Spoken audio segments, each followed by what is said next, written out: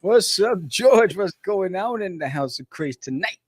In the House of Craze tonight, we have Mr. Grant Lankard. He is going to be talking to us about Beowulf. It's his comic book that he's got a Kickstarter for. So that's coming up next. Check it out. Let's get it.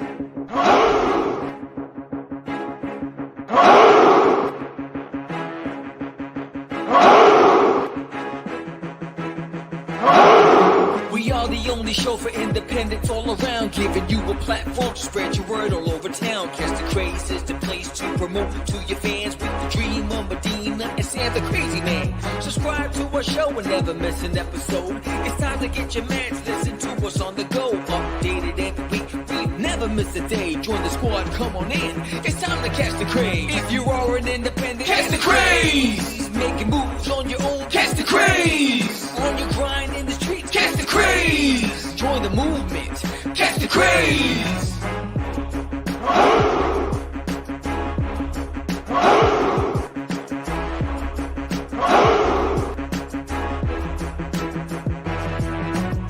Yeah, George, we did it again. Come on now. You know you want to do it. Catch the Craze.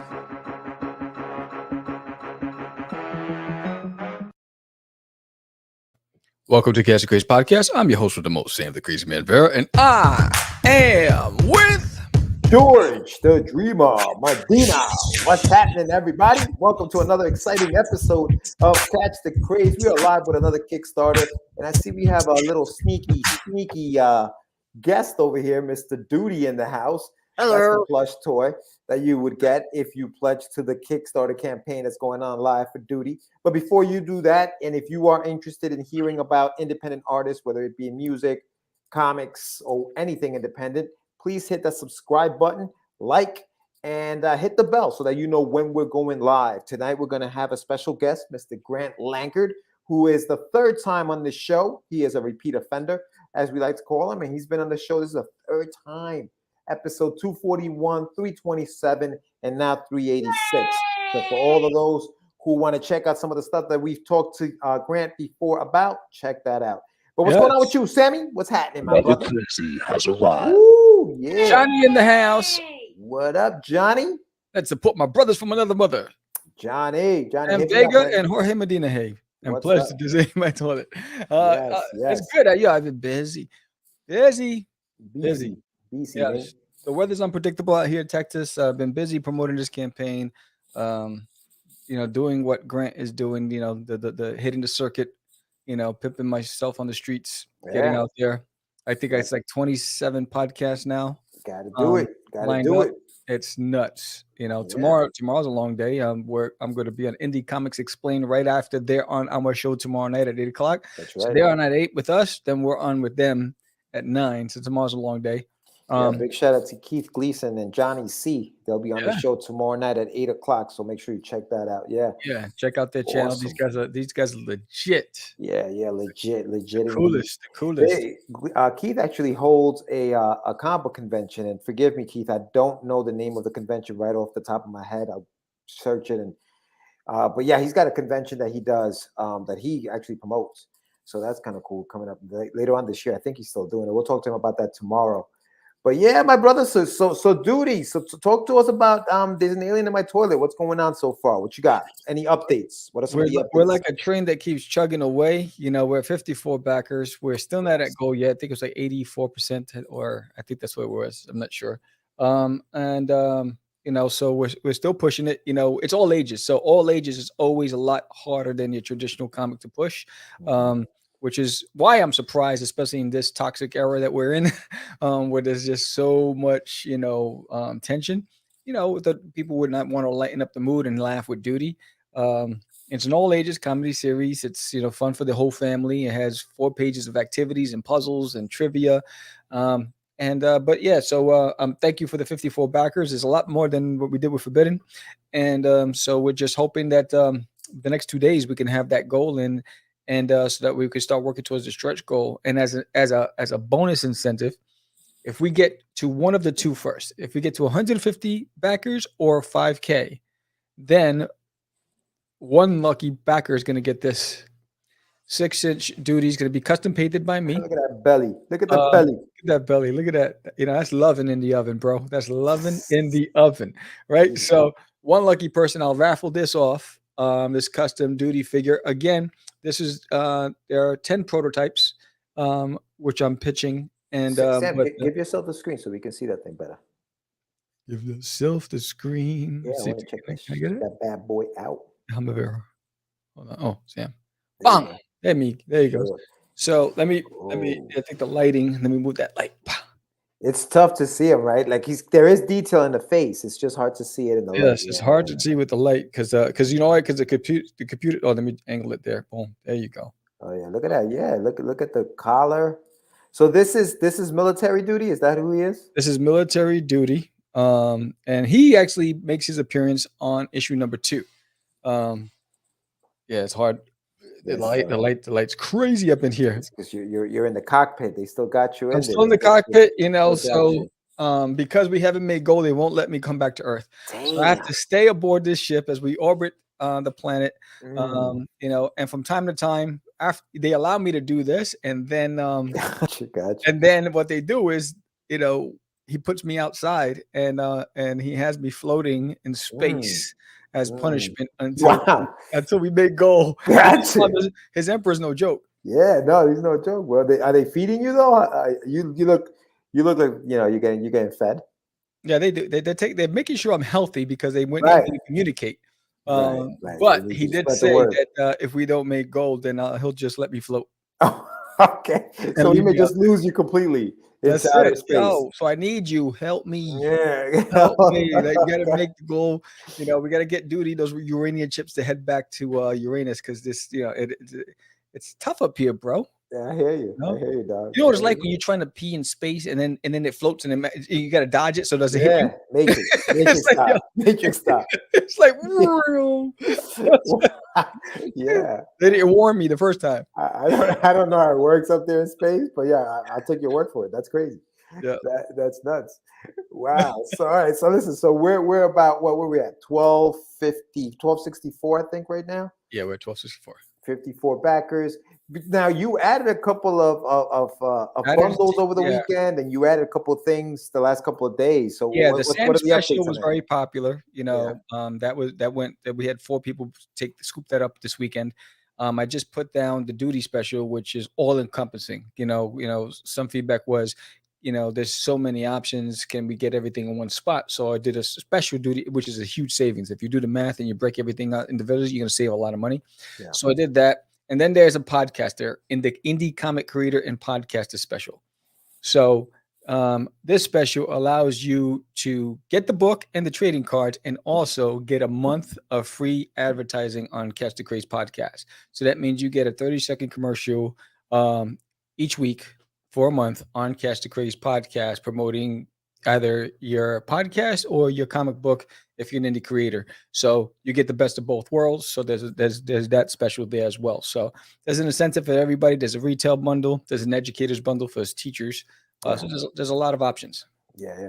Do they get the so for the podcasters, would they get that once the campaign ends, right? And you get all the funds and at the end of the once campaign. everything's confirmed and reconciled with Kickstarter. Same thing with the raffle. If we get to the point where I need to raffle this off, you might be selected the winner. But if the funds don't clear, then I pick another winner and do another raffle for somebody else. Gotcha. Gotcha. You're painting that thing? Is it going to be a painted duty or is it going to Yes, be? I was scheduled to paint this week, but it's been raining. And so I'm not painting indoors because I have to prime up first. I got to do a prime coat first, and then I'm gonna custom paint each one of them. So I'm gonna paint 5 first. I'm gonna leave 5 raw because some people like to paint their own, and we'll see if the painted ones sell fast, then I'll paint them all. Nice. Yeah, man, you're definitely hustling it out there. And you mentioned being on different podcasts and stuff like that. I think you're going to be in Raging 2 next week, right? On Next Monday. Monday. Yeah. You're going to be with Talking to the Girls. And that's for those who don't know, Raging 2. Make sure you go there, subscribe to that channel. Nita and Daphne Lage, Nita Lanning and Daphne Lage, they're doing their thing on that show. So check it out. Make sure you do that. You're also going to be on C. Michael Lanning's show at the end of the month. He has a new show, which is pretty dope. He hit me up and he was like, in fact, we're doing his show. It's the last day of the campaign, the last hour of the campaign. I'll be on his show to close out the tour and the campaign. In fact, here is the list of the tour. Today is the 22nd. So tomorrow is Indie Comics Relay. And then Thursday, I'm on Story Comic at 7 p.m. and Brutal Planet Comics at 9 p.m. So, all right. So before you continue, Sammy, that's what I was asking you. I don't know. Exactly. So for those people, don't snapshot. Yeah, don't save that because we're not sure if they're live or if they're pre-recorded shows. Those are the shows that he's slated to be interviewed on. I do know that. Let's see. CromCon is live. I'll be on CromCon Saturday. Right, some of them are, right? So like Raging 2 is live at 11:15. Yeah. Dispatches from Outside the Box. 2 Geeks Talking is live. I'll be on that one on Saturday. So Saturdays is 2 of them. There's 2 Geeks Talking and CromCon. 3 p.m., 6 p.m. Spoiler Countries on Friday at 7 p.m. So it's a really hefty podcast tour. And again, thank you to all you podcasters out there. And if you guys had YouTube channels and I'm a guest on your show, I already subscribe to you. And if you're on the audio platforms like Apple, I followed you. So it's just my way of just saying thank you and showing love in return. So check those interviews out, especially with the ones that are coming up that we know that are live. Go on there, chat it up, ask any questions you may have. Yeah. So I just promoted The Enthusiast because I was on it a couple of days ago and it's live on now, and now it's on. It was pre-recorded, so now it's on his channel. Nice. So I posted it today. It's The Enthusiast. It's a full show where he talks about it. The big Phantom, the character Phantom fan. So he has a whole encompassing talk show, variety show. And my interview is about maybe 10 or 15 minutes of the show. Yeah, that's cool. Yeah, no, that's dope, man. Hey, got to do it. And for everybody who knows about campaigning and doing these Kickstarters, you know that this is part of what has to be done, which is what Grant Lankard, our guest tonight, is going to be doing today. He's going to be talking to us about his Kickstarter campaign, Beowulf. And, we want to thank him for coming back on the show. And, we're the source. We're his source for promotion. So we appreciate you. What you need is the source, the underground sound coming through, called the main source. Remember that? Right. That's right. The source. The source. But yeah, man. So that's what we got going on. Don't forget that on Thursday morning we're going to be doing the morning crew with the morning crew, the morning brew with the crazy crew. Yes. We're going to be doing that. Episode number 2 airs on Thursday. We're going to be talking about a few things that are happening within our indie community. Sam Crazy can show us if he picked up any books at the store. I know I'm going to tomorrow. Tomorrow's a comic book day, so I'll stop by my local comic book shop, see what's going on with Spider's Web and the guys over there. Big shout out to them. And so we're gonna have some fun stuff, and we're gonna be talking some fun things Thursday morning. So make sure you tune in. And this is a follow-up to the conversation that I started on the Crazy Nintendo Less on Monday, where we talked about trusting your instincts whenever something smells fishy. It normally is fishy. So we're going to follow up on that conversation on Thursday morning with my I have my robe and my glasses on and my cup of Joe, my cup of Java. That's right. We'll take that robe off. Don't be robing on the air. That's you bastard. Hello. Hello. Oh, I can't wait. I think did it air already? The new Medea movie? I can't wait. Oh man, I'm a big fan of Medea. You don't understand. I hear you, dog. I hear you. So, Hey, man, Tyler Perry's done some huge things with his career. He's done a lot a from his lot of things. humble Yes. beginnings. Talk about an indie. Yes. So before we bring our guest in, we're going to play this bump from Girls from Rage. Yeah, let's do Here it. it is. Hi everyone, Daphne Lage here. Join Nita Lanning and me on the Ragin' 2 The Vlogs show, where we talk about everything, nothing, and all the bits in between. Looking for hour-long conversations about indie comics, social media marketing, and crowdfunding, with the occasional rant and story time? Head on over to the Ragin' 2 channel on YouTube, Mondays through Fridays at 11 a.m. Eastern to join in the chat. Hit the button. Daphne's she's a natural. What's going on, Grant? Hey guys, how's it going? Good. Welcome back. So something that I wanted to mention, since you guys just played the Ragin' 2 thing, is that Beowulf #3 is dedicated to Meredith. That's awesome. Oh, look at that. That is awesome. That's awesome. That is awesome. And for those who don't know, Meredith Logren was the original, one of the original members of the Ragin' show, and she passed away, unfortunately. I think it was, rest in peace to her. So that's awesome, Grant. I'm glad you're doing that, brother. Yeah, she was amazing, dude. She was so amazing. Very talented, gifted at what she did with a lot, with not just the show, but everything else behind the scenes that she did there. But Grant, thank you so much for coming on, man. Welcome back. This is third time's the charm over here, brother. I know. Thank you guys so much for having me on so many times. Yeah, I know. It's like it's a squatter now. We're gonna start charging rent. Nah, man, that's awesome, brother. So you had Beowulf #1 the first time you came on last year, I think it was. Then you had the Memoirs of the Morbid, right? Which was great. Did great on Kickstarter. And now you have Beowulf #3. So we missed Beowulf #2, but Beowulf #2, for those who don't know, the story of Beowulf, and we'll let you talk about it a little bit. Beowulf #1 and 2 you can get on this campaign if you need to catch up. So that's awesome.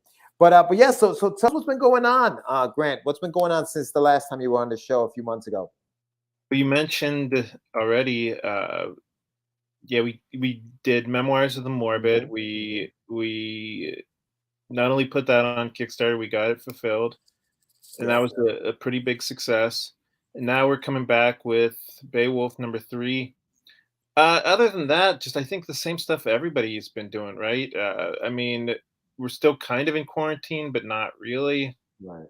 I don't know. It's kind of a confusing time. Yeah, no, I agree. Now. I just want to pull out. There's the Memoirs of the Morbid. Cool cover, brother. Look at you. I got that not long ago. So that was cool, man. Yeah, it looks great. No, cool. You got the hologram cover. Was that? You got the hologram one. Yeah. You know, George is a big spender. You know.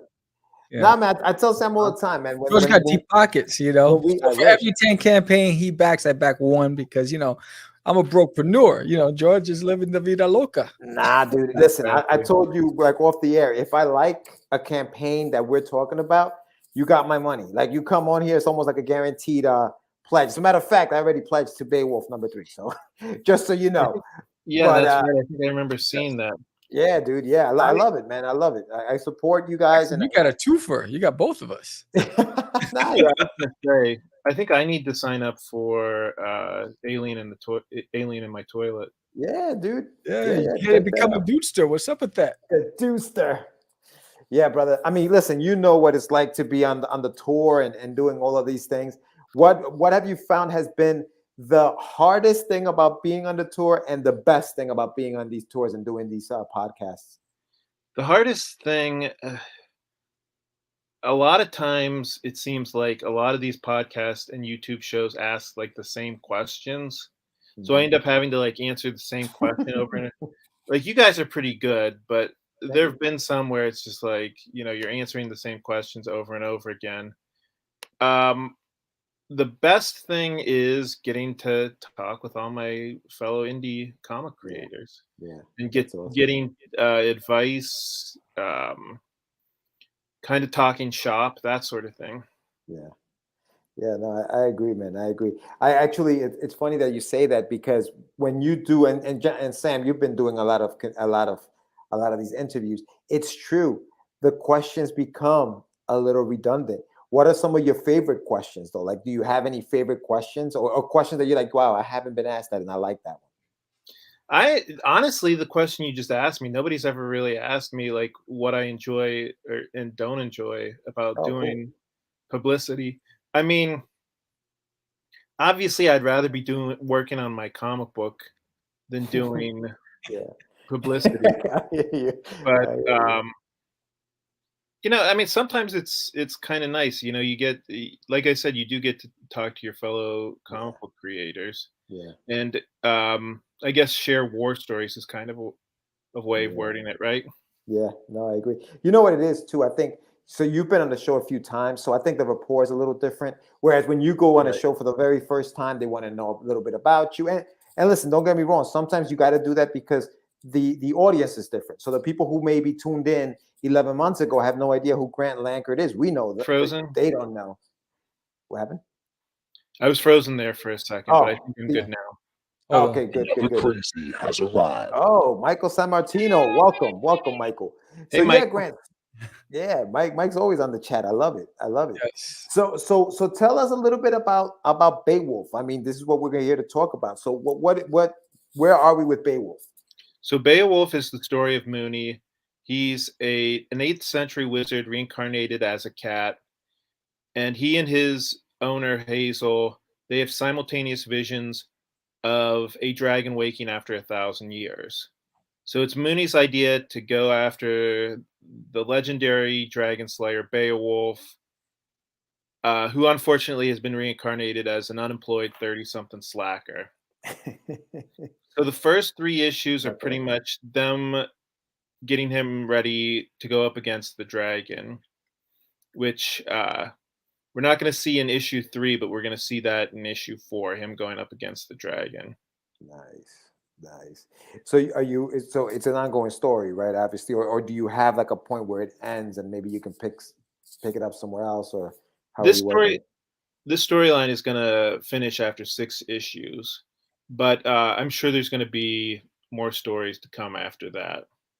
Yeah, and I gotta tell you, Grant, the book is fun, man. I read. I mean, I like the way you leave the cliffhangers after every issue, where like you got to pick up the next one. So you're doing a very good job at just keeping me turning that page. So I congratulate you for a great job writing the book, and not just the writing, but also the artwork. So tell us a little bit about your team and who are these people helping you out. So my friend Antonio Brandau, he does the pencils. And then I do the inks and the colors and the letters, but I think I do the art under pseudonyms so that it doesn't look like it's just 2 people doing it. Nice. Nice. I don't know why I do that. Like I was worried that it would look unprofessional if it was just like me doing all the stuff, but I don't know. That's awesome. I didn't know that. I had no idea. That's cool, man. Yeah. Wow. So you're doing more than just the writing behind the scenes. People think, oh yeah, Grant's a writer, and meanwhile you're doing all these other things. Because I remember from the last time we were on, you have a background in design, so Right. you do know what you're doing. It's not like you're just, you know what? I just don't want to pay anybody to do it. I'm just gonna do it myself. You actually do have a background in design. Tell us a little bit about your background for those who don't know, Grant. Yeah, so after I graduated from high school, I wanted to go into comic books. Everybody was saying like, "Oh, you can't make any money at that. It's such a crapshoot. You might make money, you might not."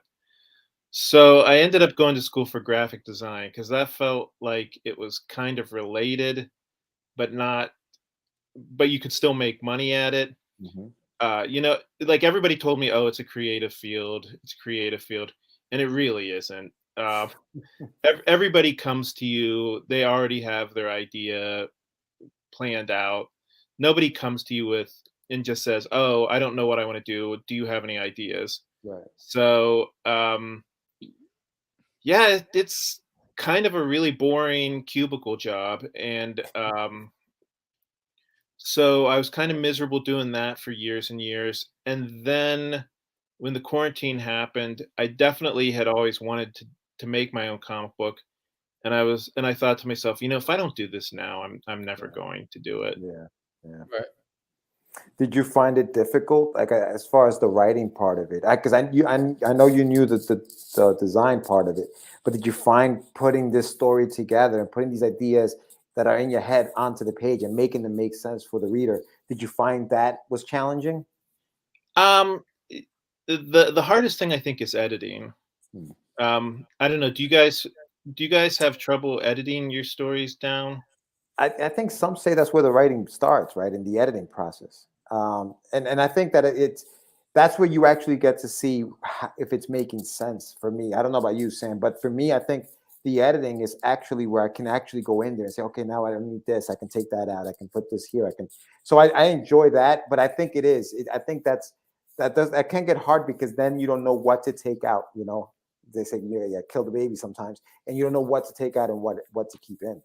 Right. Yeah. I mean, I didn't have any trouble doing the actual writing just because it was a story that had been going through my head for years and years. The thing that I had trouble with was the editing, where I hired an editor, and his name is Jason Snyder, and he was telling me, you need to trim this down. And it's funny, I knew the stereotypes that young or beginner writers don't like to edit. Yeah. And even knowing that stereotype, I still was just like so afraid to cut anything. And what was your biggest fear about cutting stuff, Grant? Not to cut you off. Like, what did you fear the most? you know what? A lot of it would be like, okay, this scene isn't going anywhere, but there was like one piece of dialogue that I really liked. Yes. And sometimes, and the thing that stinks is like, okay, even though you really love that one piece of dialogue, sometimes you have to cut that whole scene out. Yeah. Just want to say congratulations, you just got another backer. All Oh, I right. did? Yes. Yes. I know you got another backer because as I was talking to you, spread the love. I freaking love it. Yeah, but whoever backed, if you're listening, thank you so much. I think that was Johnny Boy. Let's see. Yes, Jonathan Safe. Okay, I pledged this cool book, y'all. Yeah, yes. Jonathan, you're gonna enjoy it, brother. It's really a good book. It'll be right up your alley. But yeah, no. So you're saying, yeah, taking things out that you feel like they could totally, like, you love that line. Do you find that you now move it somewhere else? Have you tried doing that kind of stuff? So that's what that would be my big advice about that is keep a notebook or like a file on your computer or something where you can put all those lines of dialogue that you really like, but you can't necessarily find a place to put them in. Yeah. Did you? Okay, so before, without giving too many things away, is there any lines that you maybe kept that you moved somewhere else within this book that we should look out for? Yeah, I know that happened. I'm trying to think if I can think of any examples right off the bat. I don't know. Without going through the comic book, I can't say for sure. Yeah. But yeah, I know that there were lines of dialogue that I really liked, and I was like, well, I can't fit that into this scene. I have to move it someplace else. That's awesome, man. Yeah, it's the process. It's all about the creative process, right? You have to be able to do that. Now, when you're communicating some of the things to your artist, are you guys now editing even further when he picks up the pen and starts drawing? So I do layouts.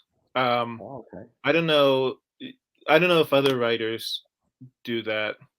But I draw it out, and he usually sticks like I'd say like maybe 80% to the layouts that I do. Like, I mean, he changes little things, but then like I do the inks over his pencils. So if there's a little something that I think is a little bit off, like a lot of times it'll be maybe just like a facial expression isn't quite right. Gotcha. Yeah. So I make changes in that too. But so far there haven't been any big disagreements about the layout. Like on the occasions when he has changed between my layout and his, so far there haven't been any too big arguments. So Go ahead, Sam. Go ahead.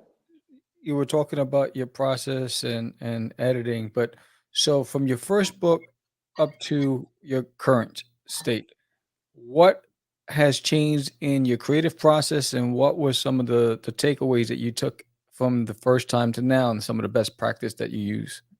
One of the things was that I hired a flatter. Mm. I don't know if you guys work with one, but that really, I mean, it's so cheap, and it speeds up the process so much. Yeah. Like, do you guys know what I mean by a flatter? Or Yeah. Actually, it's funny because Michael San Martino, who's in the chat, he's a flatter. He does Yeah. that. So yes, I totally know what you mean. And actually, a buddy of mine, Anibal, he actually uses him for some of that stuff. And you're right, it does make the process, because that does take time. The flatting process takes a lot of time. So you use that. So you started doing that. Yeah, so not only does it save time, it's also like really slow and repetitive, which Mm-hmm. so I appreciate the fact that there are people out there who are willing to do that for me. Yeah. That's awesome. Mm-hmm. So, as far as best practice, anything that you use now that you omitted from your process when you first started? I'm trying to think. I think I'm way faster now. The coloring process is probably my least favorite part. Just because I see you smiling. Yeah, I hate it Do you too. agree? Yeah, it's daunting. It's just it's a daunting task, which is why I generally outsource most of my coloring. Like inking is kind of like you can kind of get in a groove where you're inking and it's almost like kind of like meditative if you know what I mean. Yeah. But coloring, you have to like really think, okay, like which direction is the lighting coming from? Yeah. You know, I have to make sure there's a shadow here and the highlight there. Yeah. It's a lot of thought, and a lot of times, like I'll think that I'm done with the page, and I'll realize, oh my god, I still have to go back and do all that. You mentioned that you do the inking over the pencils. Are you doing this digitally, or are you doing this traditionally digitally? I do everything. I do everything digitally. Digitally? Yeah, to me, it's so much easier. Yeah. I don't have Oh no, you froze. Yeah. He froze, right? It wasn't me. to carry around There you go. than a bunch of pens. I mean, I'm so spoiled by like the digital process now that Right. if I have to do like a sketch for somebody, like I do have a sketch tier on my Kickstarter. So what I'll do is I'll actually draw it in Photoshop and then I'll print it out and like I'll trace it onto a piece of paper. Wow. Which I know Nice. that sounds so silly, but drawing stuff on Photoshop is so nice. Like if you make a guy's eye too big, it takes 3 seconds to shrink his eye down a little bit, you know. Scale it. Yeah, it's magic, man. It's magic. It's funny that you say the facial expressions, that you're able to change something like that, because I think that is so important in the writing process, right? The emotion on a character's face. And if you get that emotion incorrect, now you got to change, whether it's a line of dialogue, if you weren't doing it yourself, or I mean, the face has to change. It has to match whatever you're writing on the page. So it's so good that you have that ability to do that. Exactly. Like nobody ever talks about like what would you even call that? Like the acting Yeah. in the comic book. Like there are some artists who are better at the body language and stuff like that. And I have to admit, like there have been a couple times where Antonio drew something like just in the last scene or in the last page that I was inking, he drew Hazel. Hazel put her hand on Victor's shoulder just to let him know, like a sign of support. Right. And I remember, like, as soon as I saw that, I was like, why didn't I think of that? And I was so there are some moments where Antonio, I think his ideas are better than mine. Yeah. Right. Because it is acting, and you want to make it interesting when it's being drawn, because they're not moving. So that one still image has to say so many things about what's going on in the scene. So that's so important. Yeah, absolutely. Yeah. I think he's frozen again. Oh no. I'm gonna pull up his screen. Yeah, let's pull up the campaign. Let's go right into it. Grant, Cool. you're back. There you go. Okay, cool. We're gonna pull up your campaign now and just go over what you have. So 101 backers. I can't see the numbers there too much. 2396, and you have 13 days. So you have a little over 2 weeks to go. I mean, a little under 2 weeks to go, I should say. Yeah, It's March 8th, right? Yeah, issue number 1 and issue number 2 made about 3,000. So, like you said, there's 2 weeks left. So I think I can very easily make the same amount that I made on issues 1 and 2. Yeah. Right. Yeah, no, that's awesome. And where are you with the production of the book, Grant? Like, how far along are you on it? So everything is done. I just need to send it to the printer. Cool. There you So go. That's the way to do it. Here's a sample. Yeah, I've always done that. Yeah. This is a sample, the first 2 pages of the comic book. It's like a nice young couple just going out for dinner, and out of nowhere, they see fire, and yeah, it's a dragon attacking That's awesome. this small, like, Norwegian town. Cool. What do you do as far as, do you use reference, Grant, for some? I mean, or does your artist use reference for some of this stuff? Where, like, whether it's a town or some movement, something like that. So in this, I actually looked up a couple of, like, Swedish, or did I say Swedish? I meant Norwegian. Norwegian. Mhm. Norwegian towns, just to send him. That's kind of what they look like. They're all kind of like on a hillside like that. Gotcha. Yeah. There's the cat. There he is. That's Mooney. That's everybody's favorite part of the comic book. Yes. So, okay, so just what we have on the screen, just give us the name of these characters for the people who don't know who these characters are. So the top panel, that's Hazel and Mooney. Mooney is based on my real life cat. And in the comic book, he's the reincarnation of an 8th century wizard. Yeah, I remember the movie Reign of Fire. That was a good one. Yeah. So below that, we have the medieval version of Beowulf, at least what he looks like in this comic book. And then below him, we have his modern reincarnation. And you can kind of see that he's a lot less heroic looking. Yeah. Tell me about why you decided to use reincarnation as the, sort of like the what you're writing about in the book. That's a good question. I just thought, like, the first time I read Beowulf, or I guess read, like, abridged version of Beowulf, it reminded me of, like, a superhero comic book. And I thought, wouldn't that be cool if I could make, like, a modern day comic book that was based on the Beowulf mythos? And I guess to me, it seemed like the easiest way to do that was to involve reincarnation. Yeah. And I like the fact that you make him the complete opposite of what he was, Right, exactly. As we know him, as we know Beowulf, you make him this, like, 30-something-year-old guy who's just like, and nowhere near what we think of as Beowulf. That's awesome. This comic book is done. Right. Exactly. So now we have a few new characters that are going to be in issue 3. That first drawing are 3 wood fairies that are going to help Beowulf on his quest. And below that, we have a possible romantic, like a romantic interest for Beowulf. And below there, we have, of course, Mooney.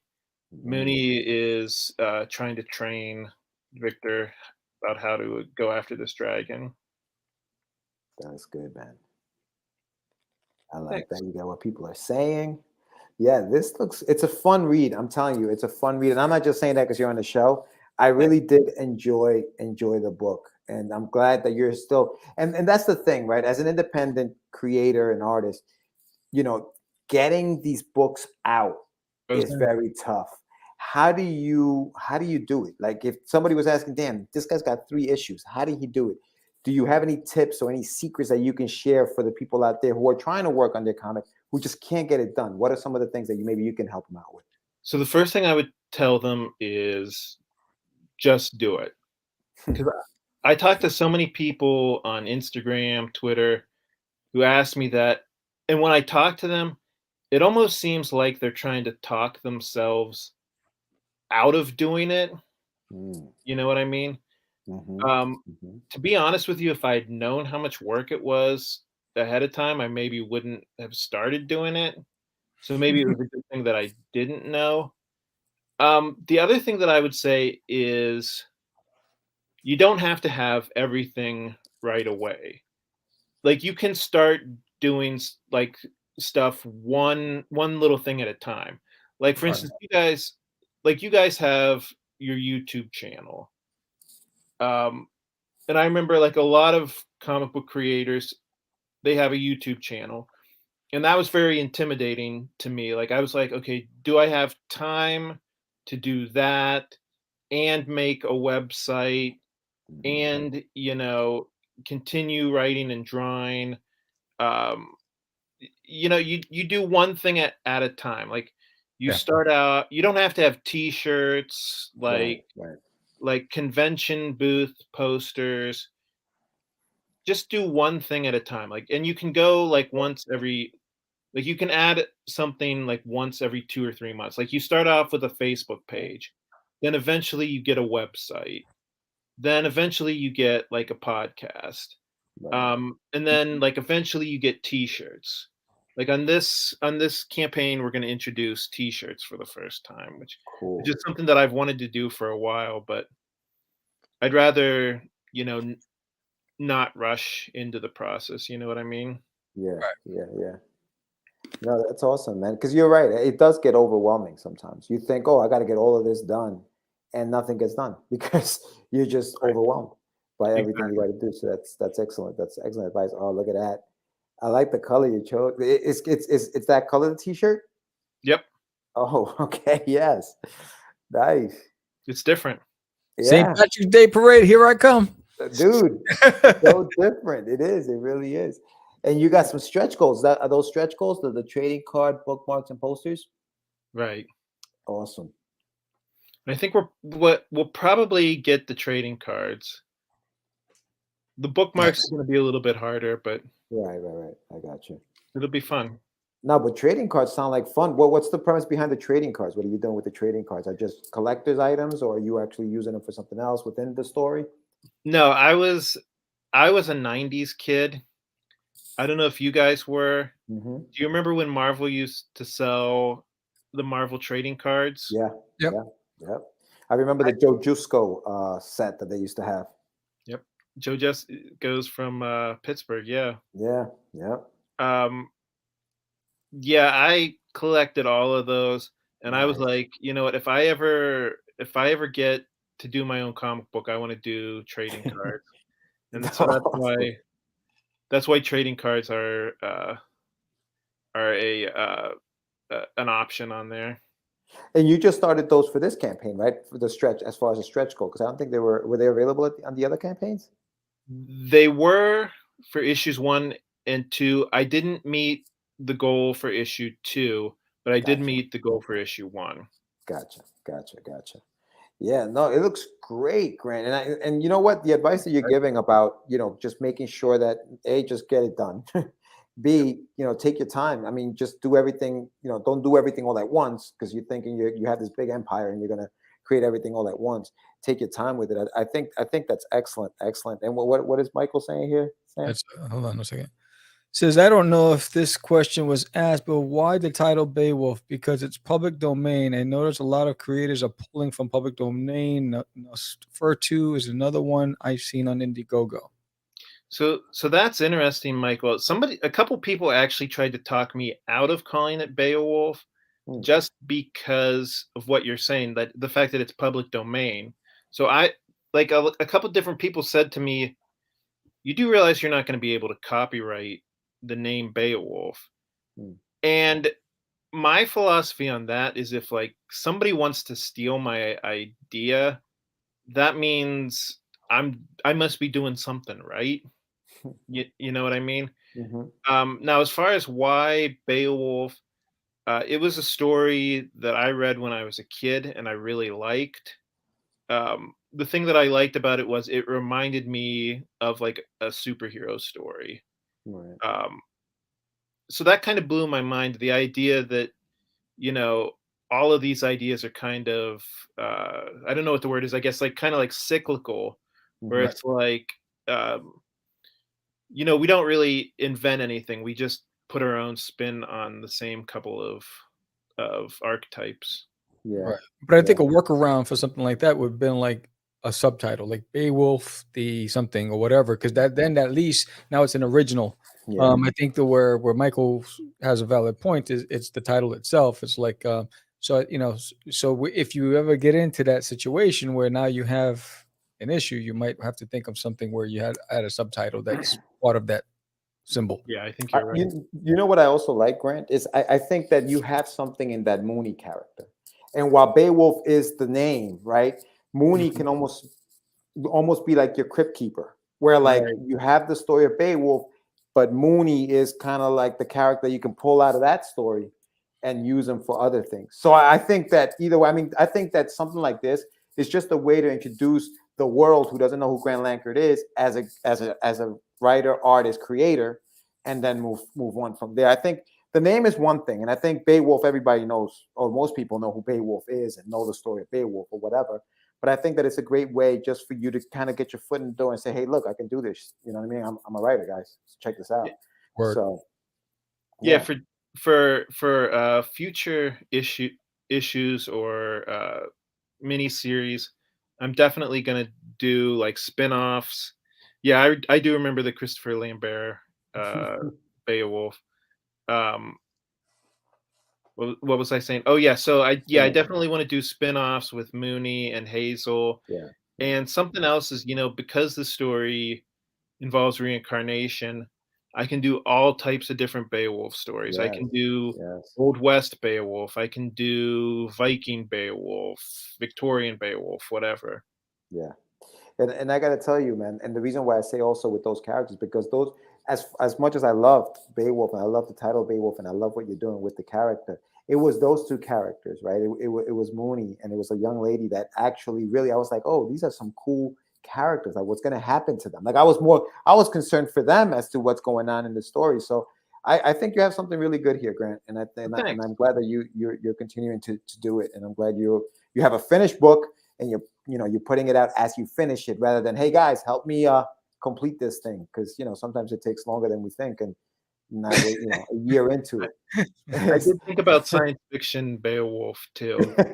Space Beowulf crossover with Duty. That's funny, man. Nice, That nice. is funny. So we're gonna give you the screen, buddy. Give us the pitch and tell everybody why Beowulf.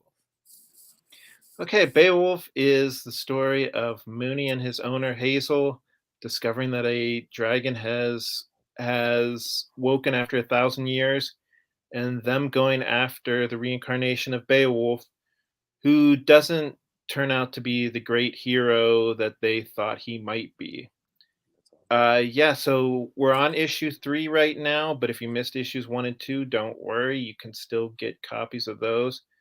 And I'll always include like a brief summary, like a brief what's happened before this at the beginning of each issue. So yeah, it's on Kickstarter now. Please check it out. Cool. All right. And And then we have what was one the rel- final question Yeah. for Aurelis. Says, how long did it take to complete?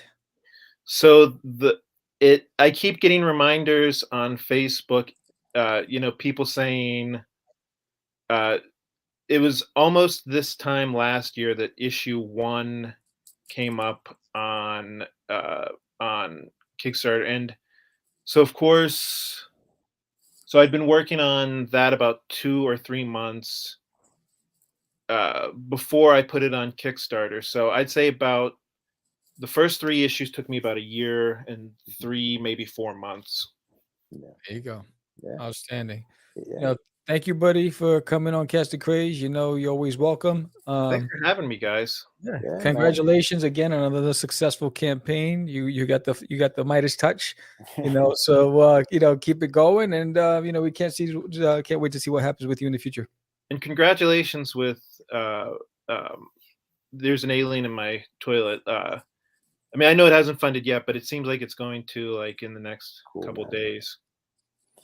Cross my fingers. Cross my fingers.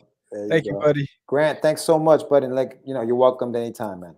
Yeah, you guys should be. I do a newsletter where I interview creators. You guys should be cool. If you guys want to be in that, send me a message sometime. Yeah, you got it, man. You got it. Thank you so much. Thanks, guys. Later, bud. All right. So that was another live special with comic book creator, writer. He does it all, Grant Lankard, on Cast the Craze podcast. And we will be coming back in a few minutes with, we have another guest, Catherine Calamia. She is a writer for Newsarama. She has a blog. She's also a consultant for campaigns, business partner. So she wears a lot of hats. So she's going to be on the show at the 8 o'clock mark. So I hope that you guys follow us onto that episode. But yeah, that was another good show. Yeah, no, great show. Grant Lankard, great dude, you know, very talented, very gifted. For those who are watching right now, listen, the campaign is great. You know, we're not here to push you guys or pressure you into pledging into anything. But when there is a good project out there, you know, we'll be the first ones to tell you it is a good project and this is a good project. So if you guys want to consider pledging to it, you should. The link is in the show notes. It's also in the chat if you guys are watching live. And yeah, you know, check us out in about 10 minutes because we'll be back live once more with another, guest. Yes, so thank you, John, Michael, and Aurelis for joining us. And again, I'm Sam, the Crazy Man Vera. George, the Dreamer Medina. And we are seeing it. It's not. Crazy. Acquiesce. No, I was talking about my friend Acquiesce. Say my name, right? This is what you were thinking? Oh, how you describe me? He said, I'm the What? Catch the Craze. You're listening to Catch the Craze. You're listening to Catch the Craze. To Catch the Craze. You are listening to Catch the Craze. Catch the Craze. You're listening to Catch the Craze. Candy girl.